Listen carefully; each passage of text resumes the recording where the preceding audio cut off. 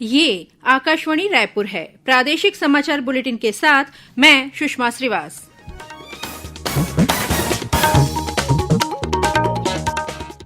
और अब पेश है आज के मुख्य समाचार। प्रधानमंत्री नरेंद्र मोदी ने पीएम ग्रामीण आवास योजना के लाभार्थियों के लिए पहली किस्त जारी की। डिजिटल माध्यम से लाभार्थियों के बैंक खातों में 32 करोड़ रुपए किए ट्रांसफर। सुकमा जिले में जादू टोना के शक में एक ही परिवार के 5 लोगों की हत्या, पुलिस ने 5 आरोपियों को किया गिरफ्तार। प्रधानमंत्री कल दुर्ग से विशाखापट्टनम के बीच चलने वाली वंदे भारत एक्सप्रेस को वीडियो कॉन्फ्रेंसिंग के जरिए हरी झंडी दिखाकर करेंगे रवाना। और छत्तीसगढ़ और मध्य प्रदेश के परिवहन विभाग के बीच नए मार्गों पर बस संचालन के लिए बनी सहमति।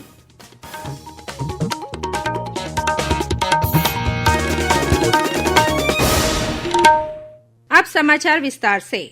प्रधानमंत्री नरेंद्र मोदी ने आज वीडियो कॉन्फ्रेंसिंग के जरिए पीएम ग्रामीण आवास योजना के लाभार्थियों को पहली किस्त जारी की। इसमें 32 करोड़ रुपए लाभार्थियों के बैंक खातों में डिजिटल माध्यम से भेजे गए। इसके अलावा 32,000 मकानों के स्वीकृति पत्र भी वितरित किए गए। इस मौके पर श्री मोदी ने कहा कि अगले 5 वर्षों में 2 करोड़ अतिरिक्त मकानों का निर्माण किया जाएगा। उन्होंने कहा कि पीएम आवास योजना से संबंधित क्षेत्रों में गतिविधियां बढ़ेंगी और रोजगार के अवसरों में भी वृद्धि होगी। सुकमा जिले के कोंटा स्थित एकतल गांव में ग्रामीणों ने जादू टोना के शक में एक ही परिवार के 5 लोगों की हत्या कर दी है।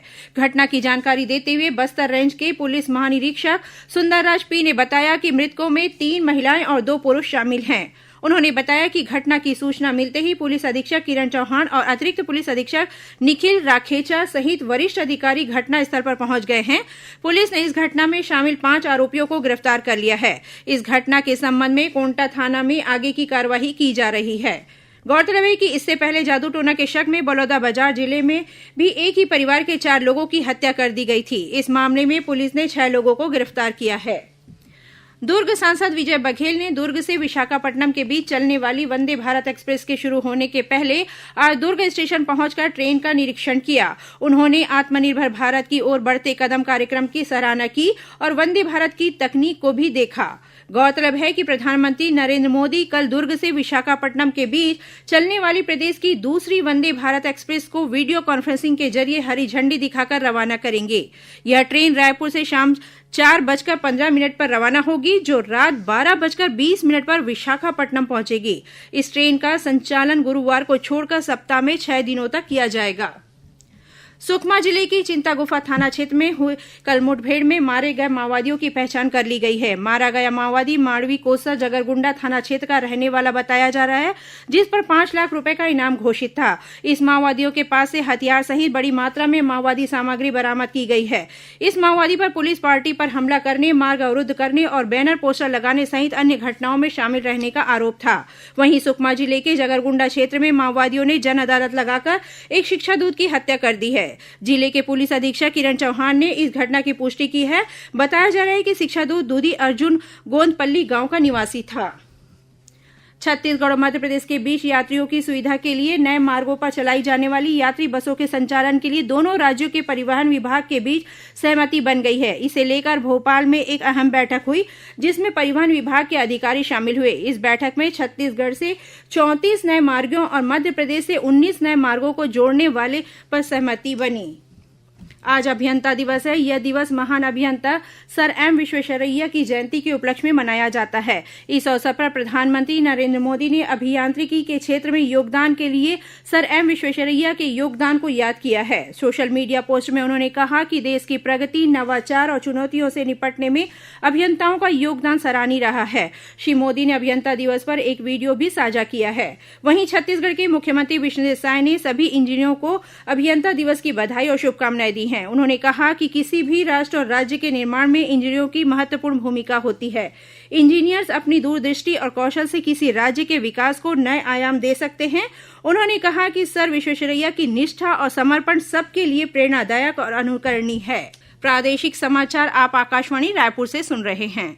छत्तीसगढ़ की खबरों से है आपका वास्ता और खबरों की विश्वसनीयता से है हमारा वास्ता। आकाशवाणी समाचार रायपुर के प्रादेशिक समाचार बुलेटिन के साथ ही हमारे समसामयिक कार्यक्रम आप रेडियो के अलावा अपने मोबाइल पर भी सुन सकते हैं। आकाशवाणी समाचार फेसबुक, ट्विटर और यूट्यूब पर भी उपलब्ध है। हमारा Facebook page Chhattisgarh news on AIR, Twitter handle CGAIR news और हमारा यूट्यूब चैनल है छत्तीसगढ़ AIR न्यूज। तो अब रेडियो के साथ ही आपके मोबाइल के जरिए भी हम पहुंच रहे हैं आप तक। छत्तीसगढ़ की हर खबर के लिए सुनते रहिए आकाशवाणी समाचार। और अब आगे बढ़ते हैं बाकी के समाचारों की ओर। विश्वकर्मा जयंती के अवसर पर 17 सितंबर को रायपुर के इंदिरा गांधी कृषि विश्वविद्यालय में राज्य स्तरीय श्रमिक सम्मेलन का आयोजन किया जाएगा। इस मौके पर मुख्यमंत्री विष्णुदेव साय 57,000 से अधिक पंजीकृत श्रमिकों और उनके परिवार को 49 करोड़ 45 लाख रुपए से अधिक की राशि DBT के माध्यम से वितरित करेंगे। कार्यक्रम की अध्यक्षता श्रम मंत्री लखनलाल देवांगन करेंगे। इस कार्यक्रम में छत्तीसगढ़ भवन और अन्य सन्निर्माण कर्मकार कल्याण मंडल के अंतर्गत श्रमिकों और उनके परिजनों के लिए संचालित 30 जन कल्याणकारी योजनाओं के हितग्राहियों को सहायता राशि प्रदान की जाएगी।